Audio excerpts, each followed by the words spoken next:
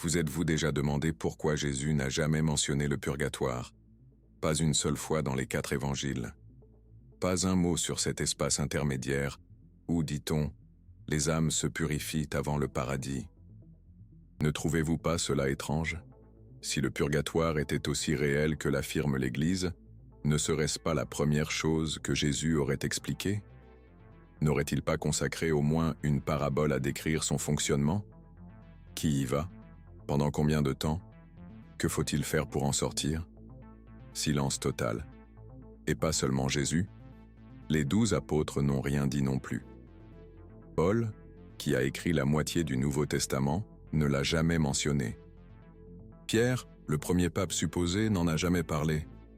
Jean, qui a eu des visions apocalyptiques du ciel et de l'enfer, n'a vu aucun lieu intermédiaire. 30 ans après la crucifixion, alors que des églises étaient déjà disséminées dans tout l'Empire romain, aucun chrétien ne parlait du purgatoire. 50 ans plus tard, alors que des évêques et des diacres organisaient des communautés, il ne semblait toujours pas exister. 100 ans plus tard, lorsque les premiers théologiens commencèrent à écrire des traités sur la vie après la mort, le purgatoire brillait par son absence. Étrange, n'est-ce pas? Un philosophe hollandais du XVIIe siècle l'a remarqué, et ce qu'il a découvert a changé. Tout ce que nous pensions savoir sur la foi chrétienne, ces recherches furent si dévastatrices que l'Église tenta d'effacer son nom de l'histoire, si dangereuse qu'elle interdit ses livres pendant 3 siècles. Si précise que jusqu'à aujourd'hui, elle n'a pas pu réfuter ses arguments. Son nom était Baruch Spinoza, et l'Église le haïssait à un point tel qu'elle l'expulsa de la synagogue à l'âge de 23 ans. Elle le maudit, lui interdit de parler à n'importe quel juif, lui ferma toutes les portes. Mais cette expulsion ne fut que le début de son calvaire intellectuel. Imaginez Amsterdam en 1656. Spinoza était un jeune commerçant juif avec un avenir prometteur dans l'entreprise familiale. Il avait de l'argent, le respect, une position sociale solide. Il n'avait qu'à garder la bouche fermée et suivre les traditions. Mais Spinoza avait un défaut fatal. Il ne pouvait pas s'empêcher de poser des questions. Pourquoi Moïse a-t-il écrit sur sa propre mort dans le Deutéronome? Comment a-t-il pu raconter des événements survenus après sa mort? Pourquoi le Pentateuque mentionne-t-il des lieux qui n'existaient pas à l'époque de Moïse? Pourquoi utilise-t-il des mots qui n'apparurent en hébreu que des siècles plus tard? Pourquoi y a-t-il 2 versions contradictoires de la création dans la Genèse? Pourquoi les chiffres ne correspondent-ils pas dans le recensement de l'Exode? Ces questions le hantaient, et lorsqu'il commença à les partager avec d'autres érudits de la synagogue, la panique s'empara de tous. Car Spinoza n'était pas un rebelle ignorant, il était brillant. Il connaissait l'hébreu mieux que la plupart des rabbins. Il avait mémorisé la Torah entière. Il comprenait les commentaires les plus complexes du Talmud. On ne pouvait pas l'accuser d'ignorance. On ne pouvait que l'accuser d'impiété. La communauté juive d'Amsterdam était dans une position précaire. Ils étaient des réfugiés de l'Inquisition espagnole. Les chrétiens hollandais les toléraient, mais à condition. L'une de ces conditions était qu'ils gardent leurs membres sous contrôle. Un juif qui remettait publiquement en question les écritures hébraïques pouvait donner aux chrétiens des prétextes pour persécuter toute la communauté. Ils prirent alors la décision la plus dure possible. Le 27 juillet 1656, Baruch Spinoza fut excommunié pour toujours. Par décision des anges et sentence des saints, nous excommunions, expulsons, exécrons et maudissons Baruch de Spinoza. Maudit soit-il le jour et maudit soit-il la nuit. Maudit soit-il lorsqu'il se couche et maudit soit-il lorsqu'il se lève. C'était la peine de mort sociale. Aucun juif ne pouvait lui parler, commercer avec lui, vivre sous le même toit ou lire ses écrits.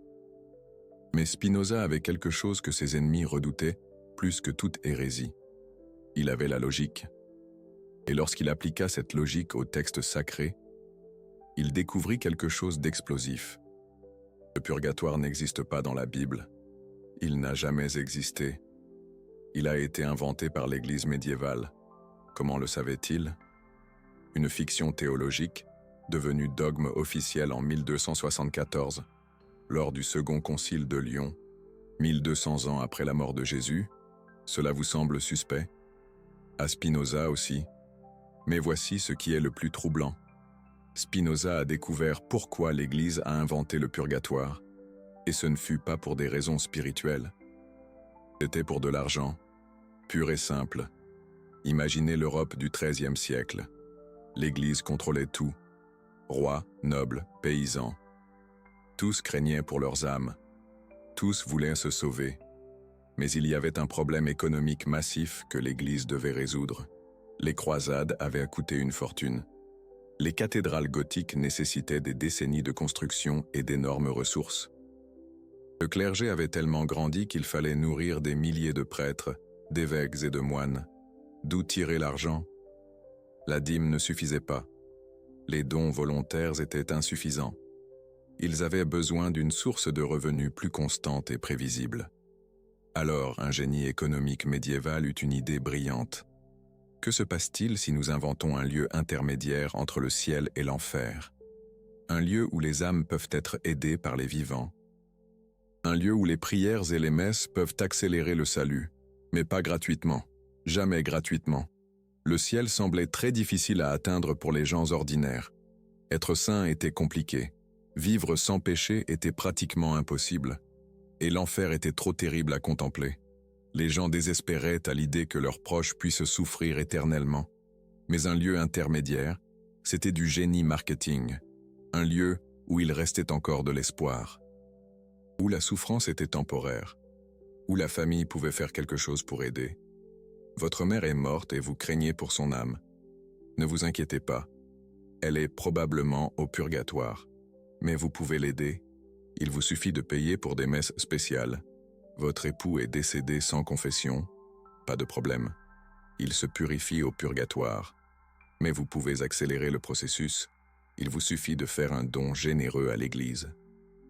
Votre fils est mort jeune et vous avez des doutes sur son destin? Tranquille. Les enfants vont au purgatoire, pas en enfer. Mais vous pouvez assurer son passage rapide au ciel. Il vous suffit d'acheter une indulgence. Vous voyez le schéma parfait? Le purgatoire transformait la douleur humaine la plus profonde, la perte d'un être cher, en une opportunité commerciale perpétuelle. Car contrairement au ciel et à l'enfer qui sont des destinations finales, le purgatoire était un processus, et les processus peuvent être accélérés. Pour un prix, les familles dépensaient des fortunes entières pour essayer de sortir leurs morts de ce lieu intermédiaire. Spinoza a documenté des cas spécifiques qui l'ont horrifié. En France, une veuve a vendu sa maison pour payer 500 messes pour l'âme de son époux. En Italie, un commerçant a dépensé l'équivalent de 10 ans de salaire en indulgence pour ses parents décédés. En Allemagne, des familles entières se sont endettées pour accélérer le salut de leurs ancêtres.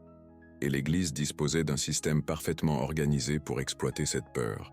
Il y avait des barèmes de prix. Les messes simples coûtaient moins cher que les messes solennelles. Les prières de prêtres ordinaires coûtaient moins cher que les prières d'évêques. Les indulgences partielles coûtaient moins cher que les indulgences plénières. C'était un catalogue commercial déguisé en spiritualité. Et savez-vous quelle était la partie la plus perverse du système? Personne ne pouvait vérifier si cela fonctionnait. Si vous achetiez un médicament et que vous ne guériez pas, vous pouviez vous plaindre. Si vous achetiez une maison et qu'elle s'effondrait, vous pouviez porter plainte. Mais si vous payiez pour sortir votre grand-père du purgatoire, comment vérifier si cela avait fonctionné? Comment confirmer que votre argent avait servi à quelque chose? Impossible. C'était l'affaire parfaite, un produit invisible, indémontrable, qui faisait appel à l'émotion la plus puissante de l'être humain. L'amour pour les morts. Spinoza a vu ce mécanisme avec une clarté cristalline, et il l'a dénoncé. Mais il y avait un problème. Spinoza n'était pas chrétien. Il était juif, enfin techniquement ex-juif, car sa propre communauté l'avait expulsé pour avoir posé des questions gênantes sur Moïse et les miracles. Comment un hérétique juif pouvait-il remettre en question la doctrine chrétienne? Facile. En utilisant les propres textes chrétiens contre eux, Spinoza a pris les évangiles. Il les a lus ligne par ligne, mot par mot, et il a créé une liste de tout ce que Jésus avait dit sur la vie après la mort. La liste était claire, brutalement claire. Jésus a parlé de deux destins, la vie éternelle ou la perdition éternelle, le ciel ou l'enfer, la lumière ou les ténèbres. Il n'y a pas de terme moyen dans ces paroles. Dans l'Évangile selon Matthieu, Jésus dit « Et ceux-ci iront au châtiment éternel et les justes à la vie éternelle. » 2 options, pas 3. Dans l'Évangile selon Jean, celui qui croit au Fils a la vie éternelle. Mais celui qui désobéit au Fils ne verra pas la vie, mais la colère de Dieu est sur lui. Encore une fois, 2 options. Luc relate la parabole du riche et de Lazare. Le riche va au tourment éternel. Lazare va au sein d'Abraham. Il n'y a pas de station intermédiaire. Spinoza a compilé des dizaines de citations comme celle-ci, toutes pointant vers la même conclusion. Si Jésus avait cru au purgatoire, il l'aurait mentionné. C'était trop important pour être omis. C'était trop pertinent pour être ignoré. Mais il ne l'a pas fait. Les premiers chrétiens ne croyaient pas non plus au purgatoire. Les pères de l'Église les plus anciens ne l'ont jamais mentionné. Augustin d'Hippone a écrit sur le ciel et l'enfer, mais pas sur un lieu intermédiaire. Le concept a commencé à apparaître timidement au VIe siècle, comme une possibilité théologique. Une spéculation pieuse, mais au XIIIe siècle, il était devenu un dogme officiel, une vérité absolue, une doctrine qu'on ne pouvait pas remettre en question sans risquer sa vie. Qu'est-ce qui avait changé? L'Église avait découvert le pouvoir économique du purgatoire. Spinoza a documenté ce processus avec la précision d'un détective. Il a retracé comment une idée marginale est devenue une doctrine centrale, comment une spéculation s'est transformée en loi divine. Et il a trouvé quelque chose que l'Église préférait garder secret. Le purgatoire n'apparaît dans aucun concile chrétien avant l'an 1000. Les théologiens les plus respectés des premiers siècles du christianisme ne l'ont jamais mentionné comme une doctrine établie. Ce fut une invention progressive, une construction humaine qui s'est présentée comme une révélation divine. Mais Spinoza est allé plus loin. Il n'a pas seulement démontré que le purgatoire était une invention médiévale. Il a également expliqué pourquoi l'Église avait besoin de l'inventer: contrôle social, contrôle économique, contrôle psychologique. S'il n'existe que le ciel et l'enfer, alors l'Église ne peut pas faire grand-chose pour vous après la mort. Votre destin est scellé, votre sort est jeté. Mais s'il existe le purgatoire, alors l'Église a du pouvoir sur votre âme même après la mort. Elle peut accélérer votre salut, il peut intercéder pour vous, il peut vous vendre de l'espoir. Comprenez-vous la différence? Avec seulement le ciel et l'enfer, l'Église est un guide spirituel. Avec le purgatoire, l'Église devient un intermédiaire indispensable. Spinoza a exposé cette mécanique avec une clarté qui a terrifié les autorités religieuses. Ce n'était pas seulement une attaque contre le purgatoire, c'était une attaque contre tout le système de contrôle que l'Église avait construit sur cette doctrine. C'est pour cela qu'il le haïssait tant. Mais il y avait quelque chose de plus dans l'analyse de Spinoza, quelque chose qui allait au-delà de la critique historique. Spinoza s'est demandé, si l'Église a pu inventer le purgatoire et le présenter comme une vérité divine, quelles autres doctrines ont été inventées? Quelles autres vérités étaient des constructions humaines déguisées en révélations célestes? Cette question a ouvert une boîte de Pandore qui a changé à jamais la façon dont nous regardons les institutions religieuses. Car si le purgatoire est faux, alors l'infaillibilité de l'Église est fausse. Si l'Église peut mentir sur quelque chose d'aussi fondamental, elle peut mentir sur n'importe quoi. Spinoza ne s'est pas arrêté au purgatoire, il a appliqué la même méthode critique à d'autres doctrines. Et ce qu'il a trouvé, c'est un schéma systématique de manipulation. Des miracles inventés des siècles après leur supposée apparition, des prophéties écrites après les événements qu'elles prédisaient, des traditions présentées comme apostoliques, mais apparues bien plus tard.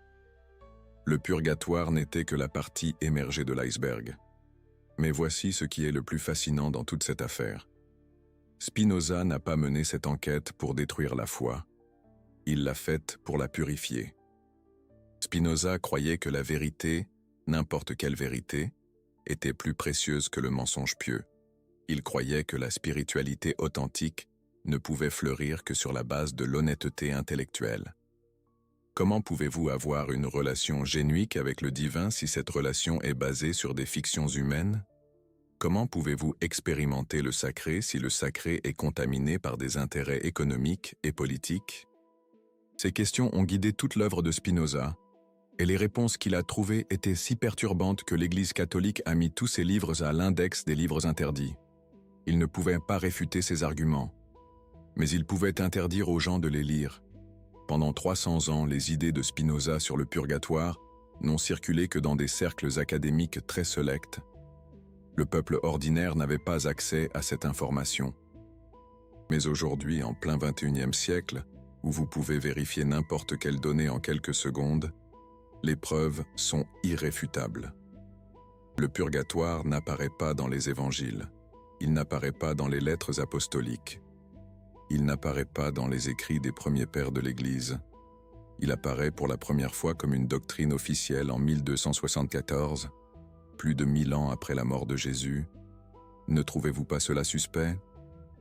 Spinoza, lui, le trouvait suspect, et il a décidé d'enquêter plus profondément. Qu'a-t-il découvert de plus? Comment l'Église a-t-elle réagi lorsqu'elle s'est rendue compte que son secret avait été révélé? Et quelles implications cela a-t-il pour notre compréhension moderne de l'autorité religieuse? Les réponses à ces questions sont encore plus explosives que ce que nous avons vu jusqu'à présent. Car Spinoza n'a pas seulement démontré que le purgatoire était faux, il a démontré comment identifier d'autres vérités inventées. Et cette méthode, cet outil intellectuel qu'il a développé, reste valable aujourd'hui. Il reste nécessaire aujourd'hui.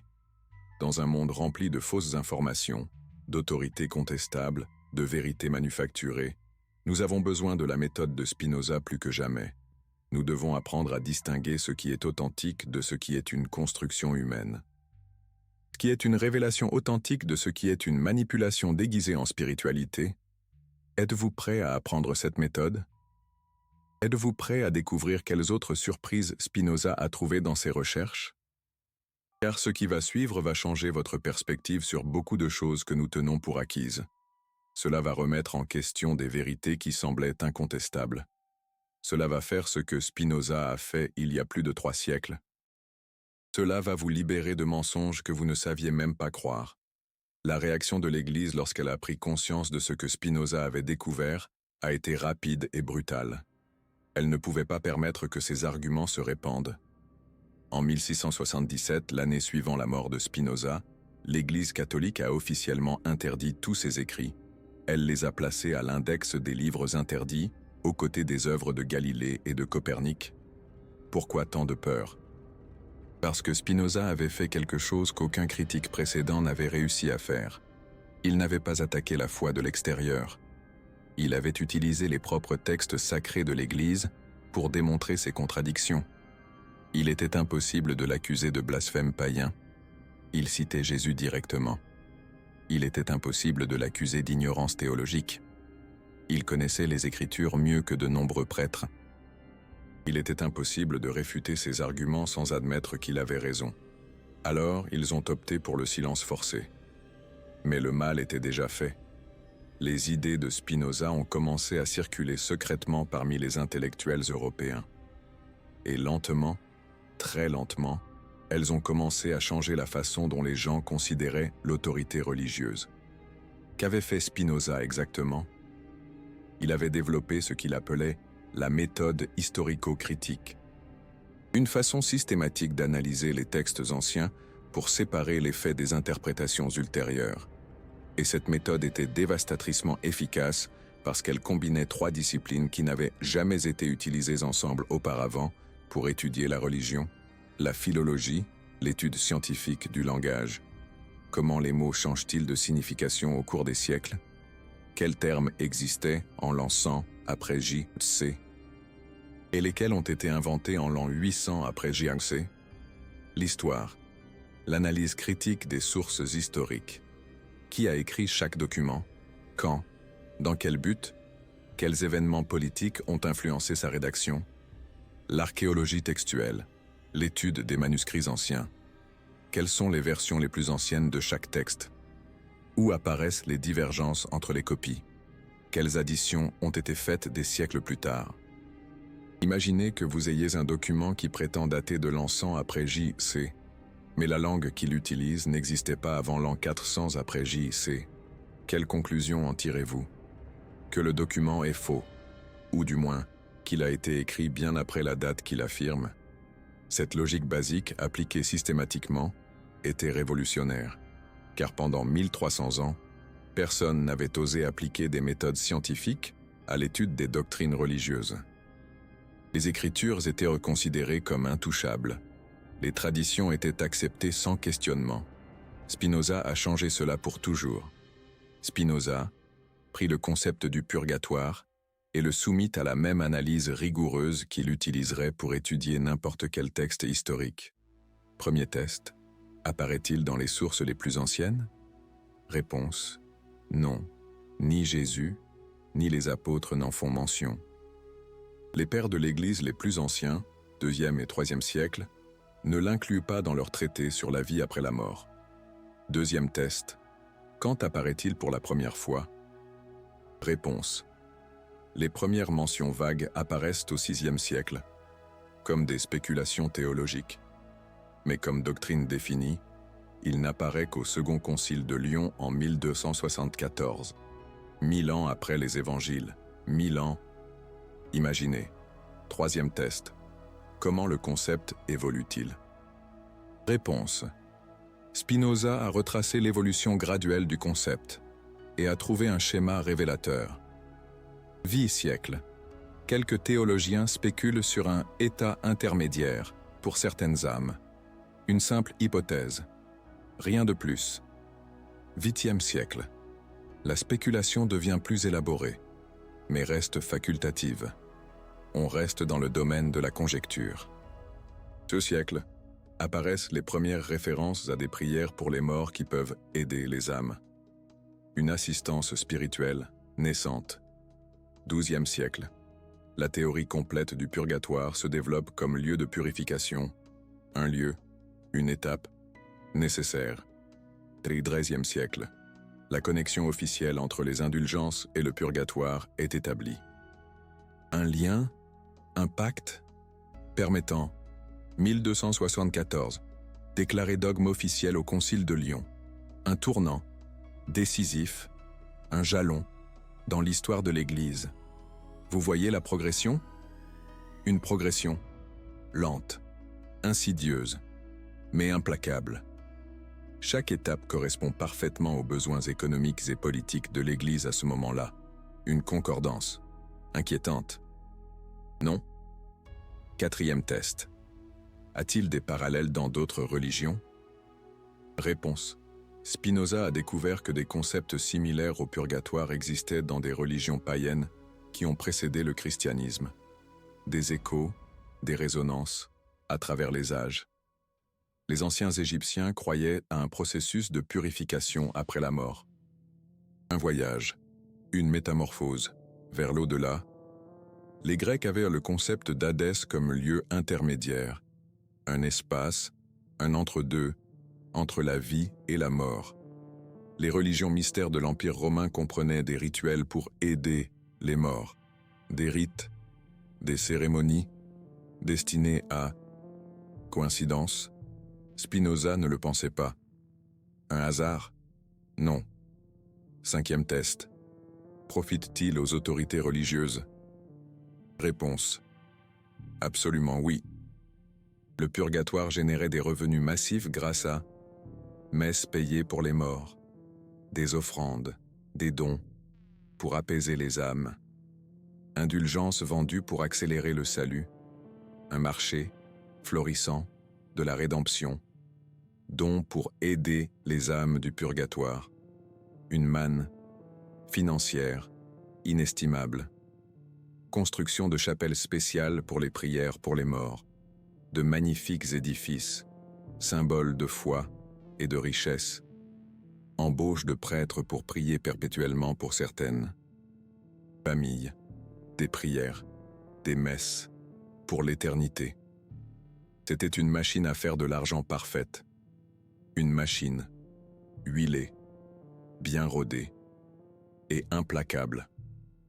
Spinoza a appliqué ces critères systématiquement, et les résultats ont été dévastateurs pour de nombreuses doctrines que l'Église considérait comme fondamentales. Des fondements, ébranlés, par l'analyse, sans concession. Le purgatoire n'était que le commencement. Un commencement d'une révolution philosophique. Spinoza a découvert que de nombreuses traditions que l'Église présentait comme apostoliques avaient émergé des siècles après les apôtres, des traditions construites sur le sable. Et chaque découverte était plus troublante que la précédente. Chaque vérité, une blessure pour l'Église. La vénération des images, par exemple. Les premiers chrétiens la considéraient comme de l'idolâtrie païenne. Saint Paul a écrit spécifiquement contre elle dans Romains 1,23. Ils ont changé la gloire du Dieu incorruptible en image de représentation d'un homme corruptible. Une condamnation sans équivoque. Les premiers pères de l'Église ont été encore plus directs. Épiphane de Salamine a écrit au IVe siècle « Il est illégal, pour un chrétien, d'avoir des images dans sa maison. » Un interdit, formel et catégorique. Mais au 8e siècle, non seulement la vénération des images avait été légalisée, mais elle était devenue obligatoire. Un renversement total, une métamorphose spectaculaire. Qu'est-ce qui avait changé? Une question cruciale, fondamentale. Spinoza a enquêté et a trouvé la réponse dans les registres économiques de l'époque. Les registres, les comptes, les finances de l'Église. L'Église avait découvert que les images miraculeuses attirèrent les pèlerins, des pèlerins apportant des richesses inestimables. Et les pèlerins apportèrent de l'argent, beaucoup d'argent, une affluence constante d'argent. Une statue de la Vierge qui pleurait prétendument des larmes réelles pouvait générer des revenus équivalents aux impôts d'une ville entière. Une manne divine et matérielle. Alors l'Église a changé sa position théologique pour s'adapter à sa nouvelle réalité économique. Un ajustement opportuniste et cynique. Mais il y avait un problème. Comment justifier théologiquement quelque chose que les apôtres avaient explicitement interdit? Une contradiction, évidente et inconciliable. Simple. Ils ont inventé la distinction entre adoration et vénérer. Une distinction subtile et trompeuse. Nous n'adorons pas l'image, ont-ils soutenu. Nous la vénérons seulement. C'est totalement différent. Une justification fallacieuse et spécieuse. Différent comment? Ils ne l'ont jamais expliqué clairement, parce qu'il n'y avait aucune différence réelle. C'était une distinction artificielle, créée pour justifier une pratique économiquement avantageuse. Une supercherie, intelligente, mais une supercherie. Spinoza a trouvé le même schéma dans des dizaines de cas. Un schéma récurrent et inquiétant.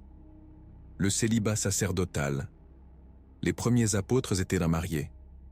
Pierre avait une belle-mère, selon Matthieu 8,14.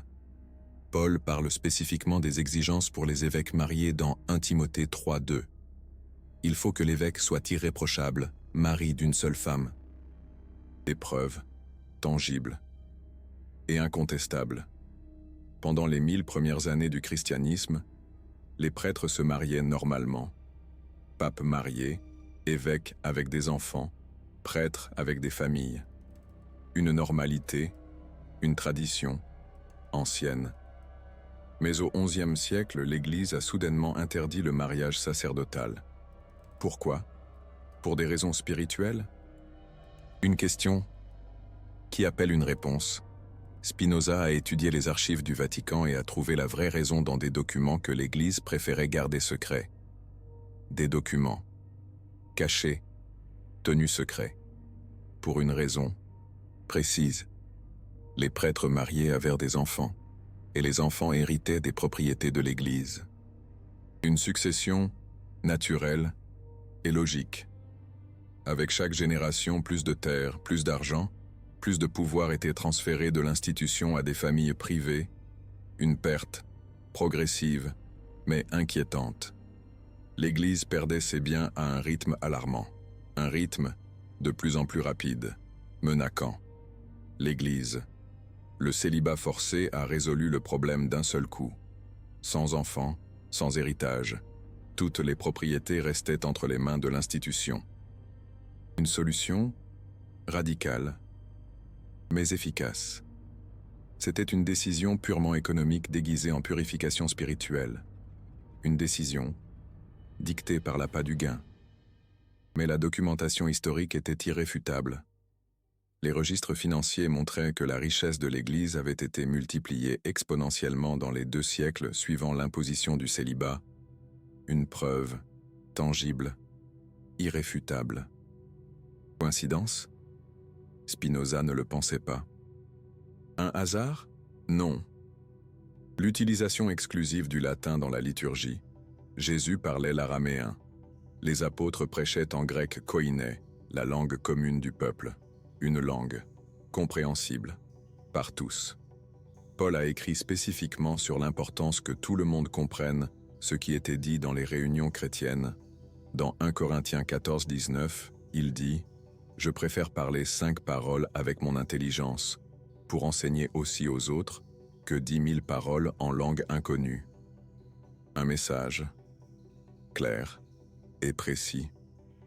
Mais au 7e siècle, l'Église imposa le latin comme seule langue liturgique. Pourquoi forcer une langue que la plupart des gens ne comprenaient pas? Une question à laquelle il faut répondre. Spinoza a trouvé la réponse dans les traités internes de stratégie ecclésiastique, des traités secrets, confidentiels. Lorsque les gens comprennent exactement ce que dit le prêtre, ils peuvent remettre en question, comparer, analyser. Ils peuvent remarquer des contradictions. Ils peuvent poser des questions gênantes, des questions qui pourraient menacer l'autorité de l'Église. Mais lorsque la liturgie est dans une langue mystérieuse, elle devient magique, incompréhensible, incontestable, un voile de mystère qui empêche la contestation. Le latin n'était pas seulement une langue, c'était un outil de contrôle intellectuel, un outil de pouvoir de domination. Maintenir les gens dans l'ignorance de ce qui était réellement dit dans les services religieux garantissait qu'ils ne pouvaient pas défier l'autorité sacerdotale. Une manipulation intelligente et perverse. C'était de la manipulation psychologique systématique. Une manipulation subtile, mais efficace. La confession auriculaire obligatoire. Les premiers chrétiens confessaient leurs péchés directement à Dieu, comme Jésus l'enseignait dans le Notre Père. Pardonne-nous nos offenses. Une prière simple, une relation directe. Un lien sans intermédiaire. Ils se confessaient aussi les uns aux autres au sein de la communauté, comme le recommande Jacques 5,16. Confessez vos fautes les uns aux autres. Une pratique fraternelle, un soutien mutuel. Une purification collective, mais la confession privée auprès d'un prêtre en tant qu'intermédiaire obligatoire, cela n'apparaît qu'au XIIIe siècle. Un changement significatif, une rupture dans la tradition. Pourquoi l'Église a-t-elle inventé cette pratique? Une question qui résonne à travers les siècles. Spinoza, lui, a découvert des archives, des documents qui éclairent la véritable raison, des preuves tangibles, des indices irréfutables. La confession obligatoire donnait à l'Église un accès sans précédent aux secrets les plus intimes de la population. Il savait qui commettait quel péché, qui avait quelle faiblesse, qui cachait quelle honteuse turpitude. C'était le système de renseignement le plus sophistiqué de l'époque médiévale. Un réseau d'influence discret, mais extrêmement puissant. Une toile d'araignée invisible qui englobait toute la société. Avec ces informations, il pouvait faire chanter les nobles, manipuler les marchands, contrôler les politiques. Un véritable pouvoir occulte, un levier de pression insoupçonné. La confession est devenue l'outil du pouvoir politique le plus efficace jamais inventé. Un instrument de domination subtil et insidieux. Un moyen de maintenir le contrôle et le statu quo. Et tout cela était présenté comme une tradition apostolique. Alors que ce n'étaient que des innovations médiévales, des mécanismes savamment conçus pour maximiser le contrôle et la richesse institutionnelle, un habile camouflage. Comprenez-vous le schéma? Une question cruciale, un point de réflexion essentiel. Chaque innovation doctrinale profitait économiquement ou politiquement à l'Église en tant qu'institution. Un lien direct entre la croyance et le pouvoir temporel, une symbiose dangereuse. Spinoza avait découvert la mécanique cachée derrière l'évolution dogmatique. Il avait percé le secret, il avait dévoilé la vérité, mais il est allé encore plus loin. Il a développé des critères spécifiques pour identifier quand une doctrine était authentiquement ancienne et quand elle était une invention postérieure. Une méthode rigoureuse, un outil de discernement. Premier critère, apparaît-elle dans les sources les plus anciennes? Une question fondamentale. Une vérification indispensable? Si Jésus ou les apôtres n'ont jamais mentionné quelque chose qui est censé être essentiel au salut, alors c'est probablement une invention ultérieure. Un ajout tardif. Une déformation de la vérité initiale. Deuxième critère, profite-t-elle aux autorités religieuses? Une interrogation pertinente. Un point de vigilance. Si une doctrine augmente le pouvoir, la richesse ou le contrôle de l'institution religieuse, alors il faut l'examiner avec une extrême prudence. Une suspicion justifiée, une analyse approfondie. Troisième critère, contredit-elle les enseignements antérieurs? Un signe révélateur, un indice important. Si une nouvelle révélation contredit ce qui était enseigné auparavant, ce n'est probablement pas une révélation authentique mais une innovation humaine. Une manipulation intentionnelle, une falsification délibérée. Quatrième critère, a-t-elle des parallèles dans d'autres religions? Une comparaison éclairante, une perspective plus large. Si une pratique chrétienne est identique à des rituels païens préexistants, alors elle a probablement été adoptée du paganisme et non reçue par révélation divine. Une appropriation culturelle, une influence extérieure. Spinoza a appliqué ces critères systématiquement, et les résultats ont été dévastateurs pour de nombreuses doctrines que l'Église considérait comme fondamentales.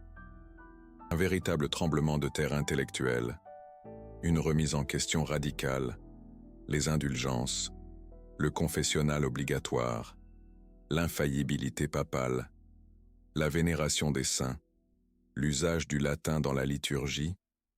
Aucune de ces pratiques n'apparaît dans le Nouveau Testament. Toutes sont apparues des siècles plus tard. Toutes profitaient à la hiérarchie ecclésiastique, une corrélation troublante, une convergence suspecte. Coïncidence? Une question qui mérite réflexion, une hypothèse à considérer. Spinoza ne le pensait pas. Il a décelé un système, une machination. Mais voici ce qu'il y a de plus brillant dans sa méthode. Spinoza ne s'est pas contenté de critiquer. Il a proposé des alternatives. Il a apporté des solutions.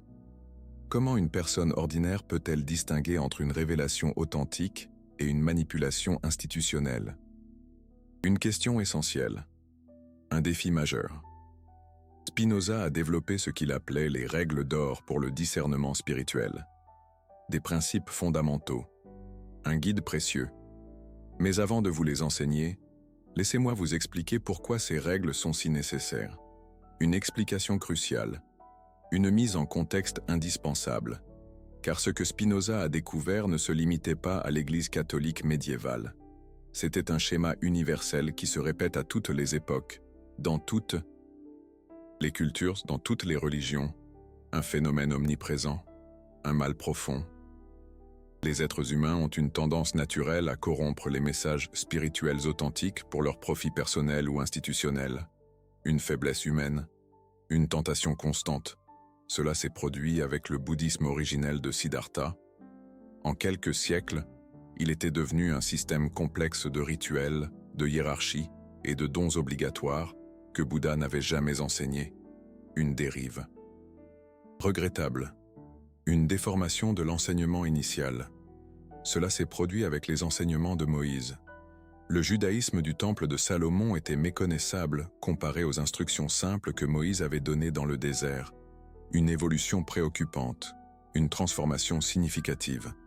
Cela s'est produit avec l'islam originel de Mahomet. En moins de 100 ans, il s'était fragmenté en sectes qui s'entretuaient pour des interprétations que le prophète n'avait jamais faites. Un schisme tragique, une division profonde. Et cela se produisait avec le christianisme de Jésus. Une dérive dangereuse, une menace pour la pureté du message. Pourquoi ce schéma est-il si universel? Une question profonde, une interrogation existentielle. Spinoza avait une théorie psychologique brillante, une explication perspicace, une analyse pertinente.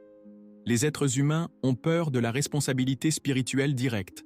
Ils préfèrent que quelqu'un d'autre leur dise quoi croire, quoi faire, comment se sauver. Une quête de sécurité, un besoin de certitude. Il est plus confortable de suivre des règles extérieures que de développer un discernement intérieur. Un choix facile, une voie de moindre résistance. Il est plus facile de payer pour des indulgences que de purifier son cœur. Un compromis moral, une facilité coupable. Il est plus simple d'obéir à des autorités humaines que de se connecter directement au divin. Un abandon de la responsabilité individuelle. Une soumission aveugle. Et il y a toujours des personnes prêtes à exploiter ce besoin humain de certitude extérieure. Des manipulateurs, des profiteurs. Elles créent des institutions. Elles développent des dogmes. Elles établissent des hiérarchies. Et graduellement, l'institution devient plus importante que le message original. Un glissement subtil, une dérive insidieuse. La préservation du pouvoir institutionnel devient plus prioritaire que la transmission de la vérité spirituelle.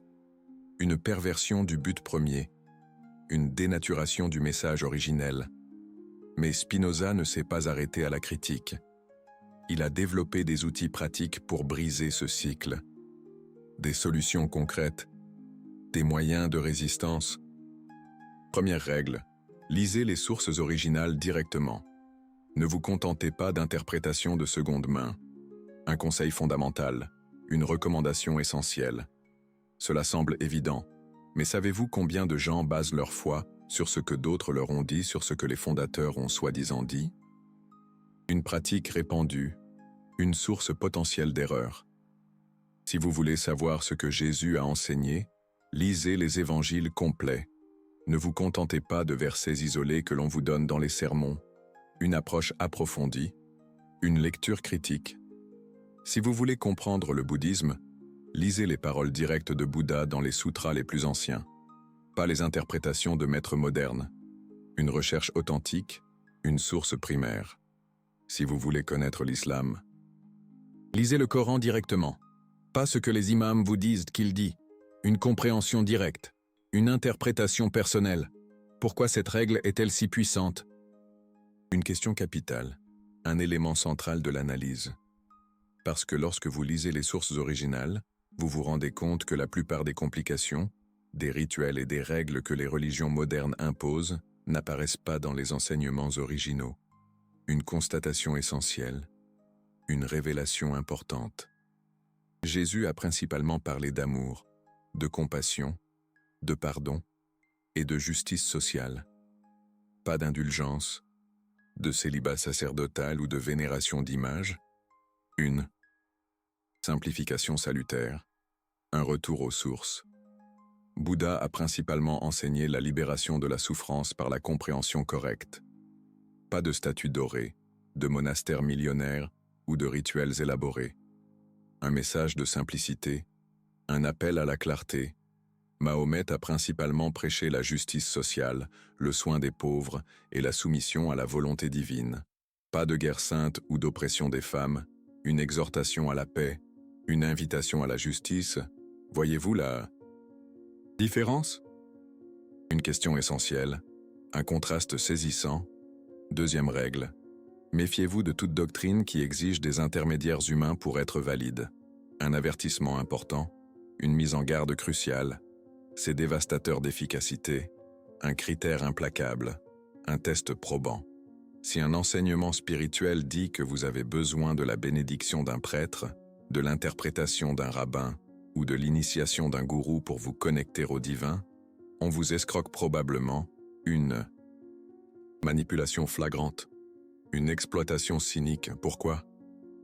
Une question légitime, une interrogation fondamentale. Parce que si le divin est vraiment universel et omniprésent, alors il doit être directement accessible à tout être humain sincère. Un accès direct, une relation immédiate.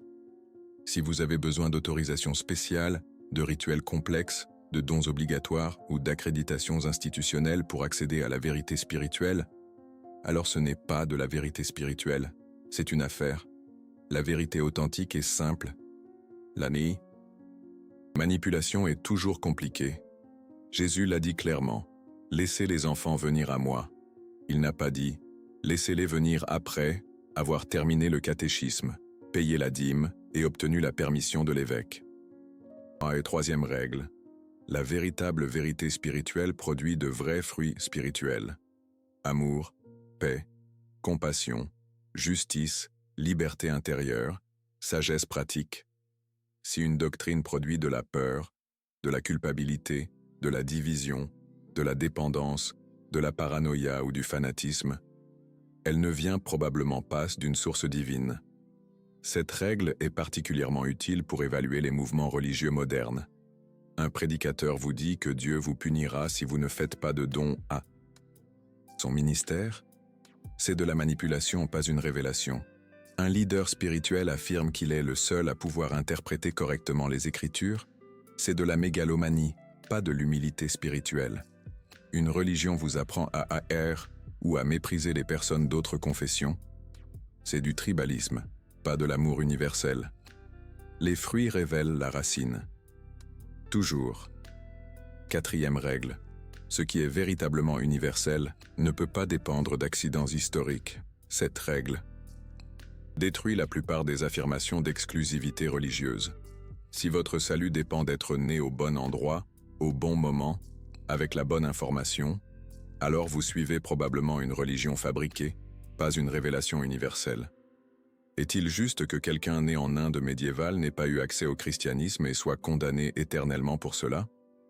Est-il logique que quelqu'un né avant Mahomet ne puisse pas suivre l'islam et aille en enfer pour ça? Est-il censé que seules les personnes nées dans des familles juives puissent être le peuple élu? Si le divin est vraiment divin, alors ces vérités les plus importantes doivent être accessibles à tous les êtres humains, à toutes les époques, dans toutes les cultures. L'universel transcende les accidents géographiques et historiques. Cinquième règle, que Spinoza a ajoutée par la suite, examinez qui profite de votre croyance en cette doctrine. Si un enseignement religieux augmente le pouvoir, la richesse ou le contrôle de certaines personnes, examinez-le avec un soin supplémentaire. Je ne dis pas qu'il est automatiquement faux, mais il nécessite un examen plus approfondi. Le prédicateur qui vous dit de faire des dons, vit-il dans un manoir pendant que vous luttez pour payer votre loyer? L'institution qui affirme détenir le monopole de la vérité accumule-t-elle des richesses tout en prêchant la pauvreté? Les leaders qui vous exigent une obéissance aveugle vivent-ils avec des privilèges qu'ils refusent à leurs fidèles? Ce ne sont pas des coïncidences, ce sont des signaux d'alarme. Sixième règle, si vous ne pouvez pas poser de questions, vous êtes probablement dans une secte. La vérité authentique ne craint pas l'examen. Seul le mensonge a besoin de protection. Si on vous dit que remettre en question est un péché, que douter est une trahison ou qu'enquêter est dangereux, fuyez. L'honnête curiosité intellectuelle est un don divin, pas une tentation diabolique. Jésus répondait aux questions. Bouddha encourageait la remise en question. Les prophètes hébreux défiaient même Dieu avec leurs doutes. Seuls les charlatans et les manipulateurs interdisent les questions. Ces 6 règles, appliquées de manière cohérente, sont comme un détecteur de mensonges spirituels. Elles vous permettent de distinguer entre la révélation authentique et la manipulation déguisée en spiritualité. Ces règles semblent simples, mais elles sont révolutionnaires. Car si vous les appliquez de manière cohérente, la plupart des religions organisées s'effondreraient en quelques minutes. Osez les appliquer? Faisons une expérience. Appliquons les règles de Spinoza à certaines croyances modernes. Le purgatoire réussit-il le test? Première règle, Apparaît-il dans les sources originales? Non. Jésus ne l'a jamais mentionné. Deuxième règle. Nécessite-t-il des intermédiaires? Oui. Vous avez besoin que l'Église prie pour vous et que vous fassiez des dons. Troisième règle. Produit-il des fruits spirituels? Eh non. Il produit de la peur, de la culpabilité et une dépendance économique. Quatrième règle. Est-il universel? Non. Il n'existe que dans le catholicisme. D'autres branches du christianisme le rejettent. Le purgatoire échoue à tous les critères. Mais appliquons les mêmes règles à d'autres doctrines controversées. L'infaillibilité papale, première règle. Apparaît-elle dans les sources originales? Non. Jésus n'a jamais dit que Pierre ou ses successeurs seraient infaillibles. Deuxième règle. Nécessite-t-elle des intermédiaires? Oui. Seul le pape peut déclarer des vérités infaillibles. Troisième règle. Produit-elle des fruits spirituels? Questionnable. Elle a justifié des persécutions et des abus de pouvoir. Quatrième règle. Est-elle universelle? Non. Seule l'Église catholique l'accepte. Elle échoue aussi à tous les critères. Les indulgences? Je n'ai même pas besoin de les analyser. Martin Luther l'a déjà fait en 1517, et il est arrivé aux mêmes conclusions que Spinoza en utilisant des méthodes similaires. Mais voici ce qui est fascinant.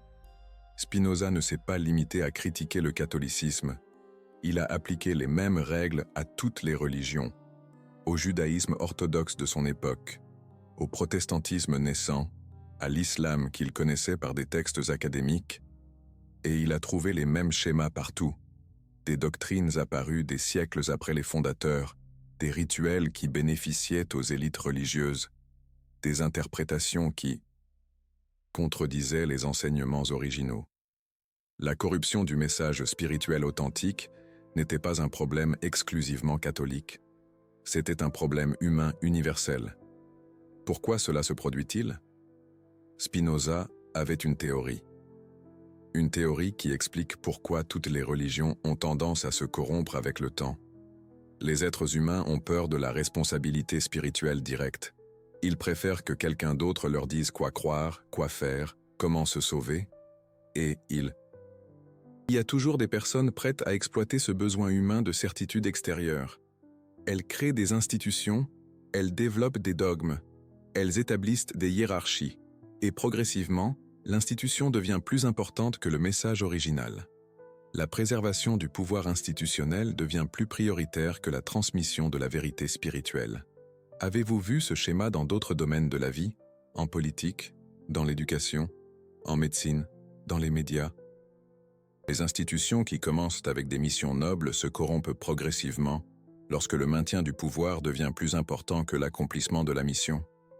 Spinoza avait découvert une loi sociologique universelle, et il avait développé des outils pour détecter quand une institution avait franchi cette ligne. Mais ces outils n'étaient pas seulement critiques, ils étaient aussi constructifs. Comment pouvez-vous maintenir une connexion spirituelle authentique dans un monde rempli d'institutions corrompues? Spinoza proposa ce qu'il appelait une religion naturelle ou religion universelle, une spiritualité fondée sur des principes que toute personne sincère peut découvrir par elle-même, sans avoir besoin de révélations spéciales, d'intermédiaires humains ou de doctrines complexes. Quels sont ces principes? Premièrement, il existe quelque chose de plus grand que nous, appelez-le Dieu, l'univers, la nature, la conscience universelle. Le nom importe peu. L'expérience, oui. Deuxièmement, tous les êtres humains ont un accès direct à cette réalité supérieure. Vous n'avez besoin d'aucun permis spécial, de rituels spécifiques ou de crédentials institutionnels. Troisièmement, la connexion authentique avec le divin se manifeste dans la vie pratique, dans la compassion réelle, la justice concrète, l'amour génuin. Quatrièmement, la vérité spirituelle authentique libère, elle n'asservit pas. Elle vous rend plus indépendant, non pas plus dépendant. Ces principes sont simples, mais ils sont universels. Ils apparaissent dans toutes les traditions spirituelles authentiques, avant que les institutions ne les corrompent. Jésus les a enseignés, Bouddha les a enseignés, les prophètes hébreux les ont enseignés, les mystiques soufis les ont enseignés. Et voici ce qu'il y a de plus puissant dans la méthode de Spinoza. Elle vous permet de distinguer entre le message original et les distorsions ultérieures dans n'importe quelle tradition spirituelle. Voulez-vous l'essayer dès maintenant? Prenez n'importe quelle doctrine religieuse que vous connaissez. Elle peut provenir de votre propre tradition ou de toute autre. Appliquez les 6 règles que je vous ai enseignées. Faisons un exemple en temps réel. La doctrine de la dîme obligatoire. Première règle, apparaît-elle dans les sources originales? Jésus a beaucoup parlé de donner aux pauvres, mais il n'a jamais établi de pourcentage obligatoire. En fait, lorsqu'il a vu la veuve donner ses 2 pièces, il ne l'a pas félicité pour avoir donné 10%, il l'a félicité pour avoir donné de cœur. Paul a organisé des collectes pour aider les chrétiens dans le besoin, mais il n'a jamais établi la dîme comme une exigence. La dîme apparaît dans l'Ancien Testament comme un impôt pour maintenir le système du temple juif. Mais après la destruction du temple en l'an 70, après JC, cette fonction n'existait plus. Deuxième règle, nécessite-t-elle des intermédiaires? Oui. Vous avez besoin que l'institution religieuse détermine ce qui compte comme une dîme, où l'argent doit aller, et si vous avez correctement rempli vos obligations. Troisième règle, produit-elle des fruits spirituels? C'est discutable. Elle produit souvent de la culpabilité chez les pauvres qui ne peuvent pas payer, et de l'orgueil chez les riches qui perdent facilement. Elle peut également générer du ressentiment lorsqu'il y a une mauvaise utilisation des fonds. Quatrième règle, est-elle universelle? Non. Elle dépend d'être connectée à une institution spécifique à un moment spécifique. Cinquième règle, qui en bénéficie? De toute évidence, l'institution qui reçoit l'argent. Sixième règle, pouvez-vous la remettre en question? Dans de nombreuses églises, remettre en question la dîme est considéré comme un manque de foi. Résultat, échec à de multiples critères. Il s'agit probablement d'une doctrine fabriquée. Cela signifie-t-il que vous ne devez pas donner d'argent à des causes spirituelles? Bien sûr que non. Cela signifie que lorsque vous donnez, cela doit être par liberté et par amour, non pas par obligation et par peur. Faisons un autre exemple. L'infaillibilité des leaders religieux. Première règle. Apparaît-elle dans les sources originales? Jésus n'a jamais dit que Pierre ou ses successeurs seraient infaillibles. En fait, il a corrigé Pierre publiquement à plusieurs reprises. Les apôtres se sont constamment corrigés les uns les autres dans le livre des Actes. Paul a confronté Pierre face à face lorsqu'il avait tort, selon Galates 2, 11. Deuxième règle, nécessite-t-elle des intermédiaires? Oui. Seules certaines personnes peuvent déclarer des vérités infaillibles. Troisième règle, produit-elle des fruits spirituels? Historiquement, elle a justifié les abus de pouvoir, les persécutions et la résistance aux changements nécessaires. Quatrième règle, est-elle universelle? Non. Seules certaines traditions l'affirment. Cinquième règle, qui en bénéficie? Les leaders qui revendiquent l'infaillibilité. Sixième règle, pouvez-vous la remettre en question? Par définition, vous ne pouvez pas remettre en question quelque chose d'infaillible. Résultat, échec à tous les critères, clairement fabriqués. Voyez-vous comment cela fonctionne? Ces outils ne détruisent pas la foi authentique. Ils la purifient. Ils vous permettent de distinguer entre l'or véritable et les imitations brillantes, entre la spiritualité réelle et le théâtre religieux, entre la connexion divine authentique et les systèmes de contrôle humain. Mais attention, une fois que vous apprenez à voir la différence entre l'authentique et le fabriqué, vous ne pouvez plus le dévoir. Une fois que vous comprenez comment fonctionnent les mécanismes de contrôle institutionnel, vous les reconnaissez partout. Pas seulement en religion, en politique, dans les médias, dans les systèmes éducatifs, dans les entreprises. Le même schéma se répète. Les institutions qui commencent par des missions nobles se corrompent progressivement lorsque le maintien du pouvoir devient plus important que le respect de la mission. Et les mêmes outils que Spinoza a développés pour analyser les doctrines religieuses fonctionnent pour analyser toute affirmation d'autorité. Ce politicien représente-t-il vraiment vos intérêts ou protège-t-il ses donateurs? Cette université forme-t-elle des étudiants ou crée-t-elle des clients dépendants? Cette entreprise sert-elle ses consommateurs ou exploite-t-elle leurs addictions? Ce média rapporte-t-il des faits ou vend-il des récits? Les 6 règles fonctionnent dans tous les cas. Une fois que vous expérimentez la liberté intellectuelle qui découle du fait de disposer d'outils fiables pour discerner la vérité, les cages dorées des orthodoxies vous semblent claustrophobiques. Spinoza le savait. C'est pourquoi il a vécu toute sa vie comme un outsider, exclu de la synagogue, rejeté par les universités, ignoré par les églises, censuré par les gouvernements, mais libre de penser sans restrictions institutionnelles, libre de remettre en question sans limite artificielle, libre de se connecter au divin sans intermédiaires humains qui prélèvent une commission, et cette liberté, cette indépendance spirituelle et intellectuelle, s'est avérée plus précieuse que toute acceptation institutionnelle. Car en fin de compte, votre relation avec la vérité est exactement cela, la vôtre, pas celle de l'Église, pas celle des politiciens, pas celle des experts, pas celle des universités, pas celle des médias, la vôtre. Et si quelqu'un vous dit que vous avez besoin de son autorisation, de son interprétation, de sa bénédiction ou de sa validation pour accéder à la vérité, il vous ment probablement. Il vous vend probablement un purgatoire moderne, un lieu intermédiaire mental où votre âme intellectuelle est séquestrée par des autorités humaines qui promettent de vous libérer en échange de votre obéissance, de votre argent, de votre vote ou de votre indépendance de pensée. Spinoza a démontré que vous n'avez pas besoin de ce lieu intermédiaire.